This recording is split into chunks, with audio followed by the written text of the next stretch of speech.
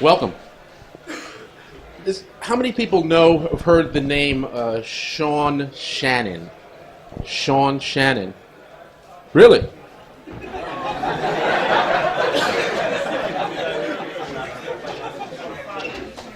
Yeah, maybe as a double ganger, but this is Sean Shannon.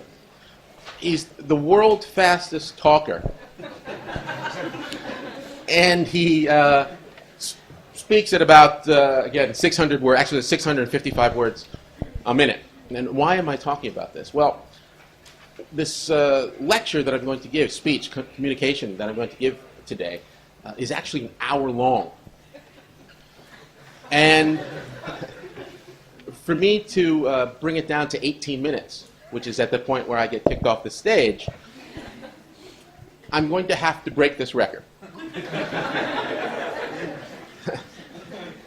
So, how many people would like to see me attempt to do that? Okay. Today's lecture about business model. Business model is about how business make money. You know, but revenue model, production model, delivery model. No, we'll get a little out of breath if I do it that way. Second alternative that I thought about was I could leave out every fifth word. I tried that, and that's actually pretty hard. The third and final alternative was to cut every third or fifth slide. And that one's a little bit easier, so I kind of did that one. So this is compressed quite a bit.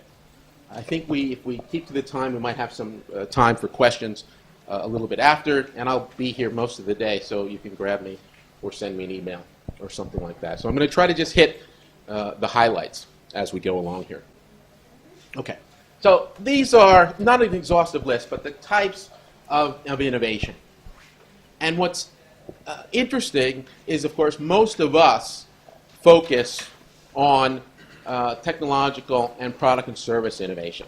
The cool toys, the cool gadgets, especially if we come from KTH or Karolinska.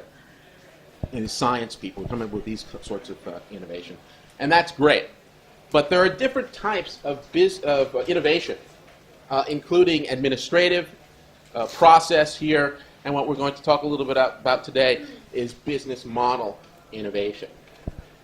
And business model innovation should be something that is on your radar screen if you haven't thought about it before. This is the place where you need to spend a lot of your time and energy. Why? Well, one reason is here. Okay. Is because those that, and I see some of you smiling, you might know a little bit about this topic here, self-love, is that the scientists in us, we spend too much time focusing on the product or service. Okay, we really get into the product or service to the detriment of looking at the customer. Okay, we get kind of tunnel vision, the detriment looking at the customer. And that's when we fall into this self-love, where we develop products because we can, not because any particular person wants them. So we kind of have to break this mold. But here's why we should look at business models. Okay? And the quick and dirty about it is that business model innovation is where the money is today. Okay? While it's very difficult to create a unique product and service, okay, very difficult to create a unique product and service, playing with the business model can give you that point of differentiation. It can give you that place that you can call your own. Okay? What I like to talk about is that temporary monopoly, where you have a product and service that no one else has one that meets exactly the needs of the customer in the way that you do. Okay? And this is pretty big here. Okay? So these are just a quick example of these are business model innovation. For example, McDonald's. It's a business model innovation. Servitization, okay, it was the industrialization of a service. Standardized production, limited products, 8 products. It was again, industrialization of a service. Microsoft, which seems to be kind of unusual, you think that Microsoft, how is that a business model innovation? Well, Steve Jobs was at the forefront of making people buy software. Okay? Before Microsoft and some other competitors around that time, software was free. Software came with the development. Okay? And he wrote a very famous article advocating why people should pay for software. But eBay, Walmart, all of these are examples of business model innovation. The planes that we fly or may not fly in these days that have engines by GE or Rolls-Royce and those sorts of things. Did you know that the airlines don't own those engines anymore? So when you buy a plane, you buy them without the engines. Okay? And then GE said, hey, why don't we keep the ownership of the engine? Okay, and we'll service it, and then we'll sell you uptime. So you sign a contract and you say, well, you want 10,000 up hours. Okay, and that's what you get. You pay for that. They handle everything else. Okay, they took a product and they turned it into a service. They took a product and turned it. These stories are really great. Too bad we don't have time to get into them. But what I'm talking about mostly today comes from this gentleman here. He's a Swiss guy, and he wrote a book called The Business Model Generation. And in that, he lays out a process that you should use if you're going to create a business model that gives you this point of differentiation. And you can also use it to analyze your competitors' business models as well. And it's a visual template or tool that you use. And I'll show it to you before we finish. But here's a good definition of what a business model is. Business model describes the value of an organization, offers various customers, and portrays the capabilities and the partners required for creating, marketing, and delivering this value and relationship capitals with the goals of generating profits and sustainable revenue streams. Now, that's a mouthful. The easiest way to think of a business model is basically, how does the business make money? How does the business make money? Or, how does the business exchange value? How does the business create value for its customers? Okay? How does a business deliver a product or service at a price that the customers are willing to pay, and at the same time deliver that value at a cost that they can make some money? Okay? So this value exchange, and how do you do it? A simple way to think of the business model is in these 4 parts here. Well, yeah, these 4 parts here. The value proposition, a revenue model, a production model, and a delivery model. Okay? So what is a value proposition? This is a value proposition. It's basically what is the customer or what is the customer getting? Basically, what is the customer getting? And when you're thinking about starting your business, or even when your business is up and running, if you focus on creating value for the customers, okay, lots of other things fall into place. But it's the customer that needs to be at the center of the business model.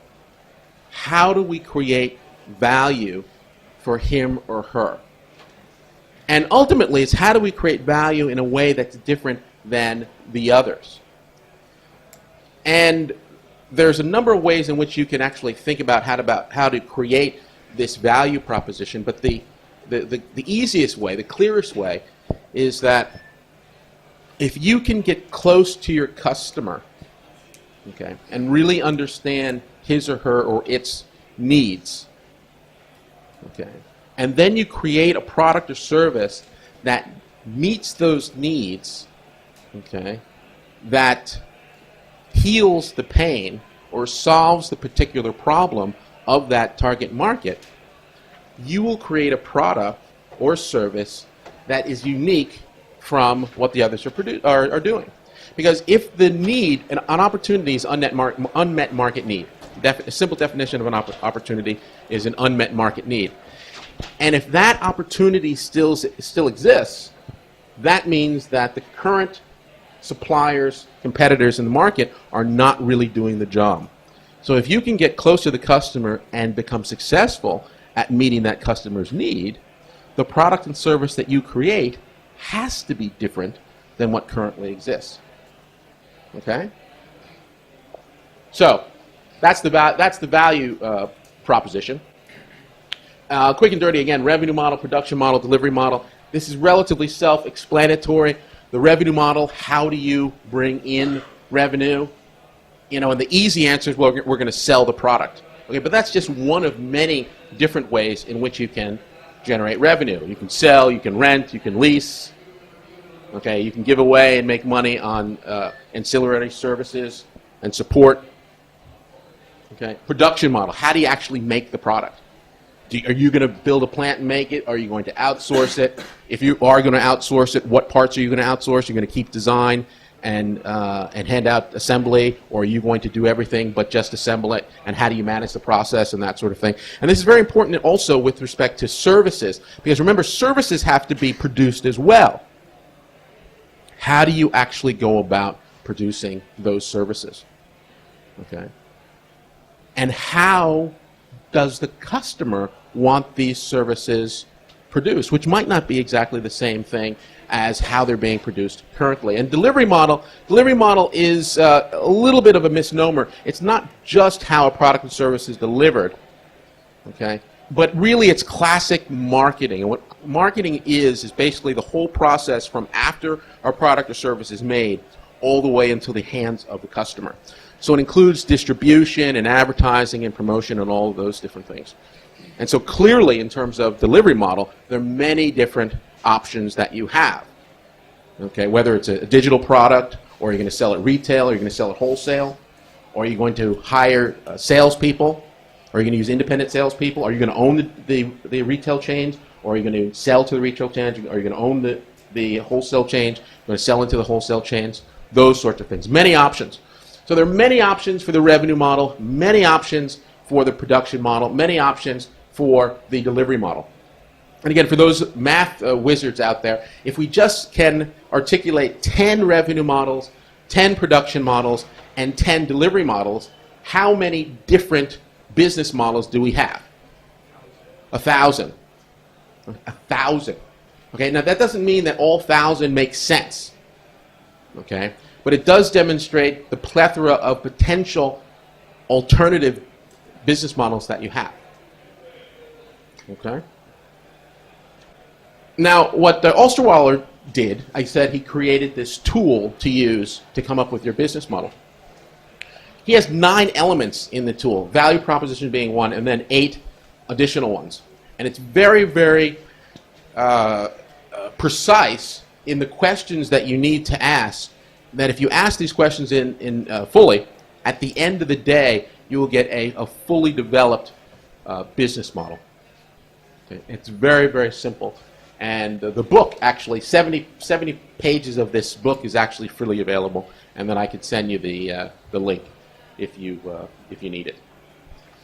Okay? But customer segments, value proposition, the channels that's in terms of delivery, your customer relationships, your revenue streams. Just a quick aside, multiple revenue streams, good. Okay? The more ways in which you can bring money in, the better. Because if one goes dry, okay, you're not out of business. So multiple revenue streams. Okay? Key resources, key activities, key partnerships, very important. And costs, okay, are important. But keep this in mind when you're starting your business. Costs are very important for the long-term survival of the business. With that being said, if you're creating a product or service that meets the needs of the customer in a way that's not being met, and they're paying the price, okay, they're paying the price, and they're covering your costs at this point, then costs aren't that important. Really focus on meeting their needs and continue to meet their needs, and work on efficiency and those sorts of things later on. Entrepreneurship is much more about effectiveness than it is about efficiency. Okay? Effectiveness is getting the job done, while efficiency is kind of doing it in a resource-sparing sort of manner. Okay? So how can we put this to use? This is the business model canvas, by the way, blank. So value proposition is at the center. Okay? These are customer-oriented items. These are asset-oriented items, revenue, and cost. And all of these things are interrelated. And by producing this canvas, you can see how they're related. So let me just show you one that, again, I didn't do, but it's a company that you should be well aware of. One sec here.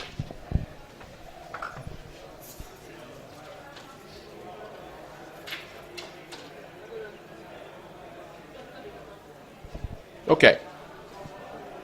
So this is Spotify. This is Spotify's business model. We can start with the value proposition right in the center there. Free streaming of music. Okay. And who's the customer segment? Okay. Young, connected music fans. And the channel, the primary delivery method, is Spotify.com, and application software, of course, related to iPhone and those sorts of smartphone applications. And it's free. Okay? And it's free. So we'll start there. How all of these things are interrelated. But, and then let's go over to the partners over here. Whoops. Let's go over to the partners. Record labels. Key to this. And the key resource is the license. Spotify, all Spotify is really is a big legal agreement, you know, in terms of the licensing agreements, very, very important. And the costs are the licensing fees primarily. So quick and dirty, that's part of the model.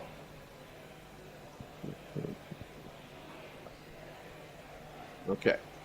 Additional costs being bandwidth and salaries of the engineers. Okay. But they also have a different customer.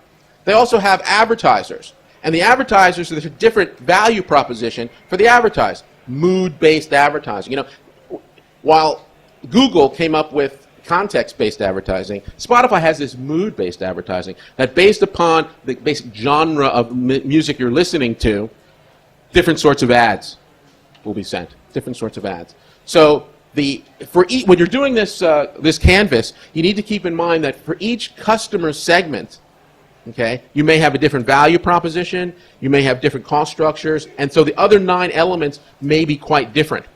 So if you're actually doing this and you have multiple customer segments, you should either do one customer segment in one color, or you could do a different sheet for each customer segment. Okay? And if you're really sophisticated, you could even use transparencies so that you can then overlay the different products so you can see the interrelatedness between all of the customer segments and value propositions you're offering. Okay? In addition to the same customer segment, they offered another value proposition, and that's the premium service. Okay, so the premium service has a revenue, the subscription. But also they have day passes, okay, to the same customer segment. So looking at this all together, this is the business model. Now, when you're creating your business plan, the business model and your new venture strategy are very closely intertwined. Okay? It's difficult to say which comes first, chicken, egg, hen, egg, however you want to put it, but they're very interrelated. So your strategy, you can look at your strategy in part, is how you actualize the business model. And when it comes down to it, all the business plan is an actualization plan of your business model and new venture strategy. Okay? So if you can get this stuff down, then your story is pretty set. And what's good about this is, again, when you're doing a business plan, it's about telling a story. It's about telling a story. Okay? I think they talked about it a little bit earlier today, but it's about telling a really good story. And this tool, the business model canvas, helps you organize your thoughts so you can tell that story, whether it's face-to-face, one-on-one, elevator, or in the plan itself. Okay? So I think that's it. So thank you very much.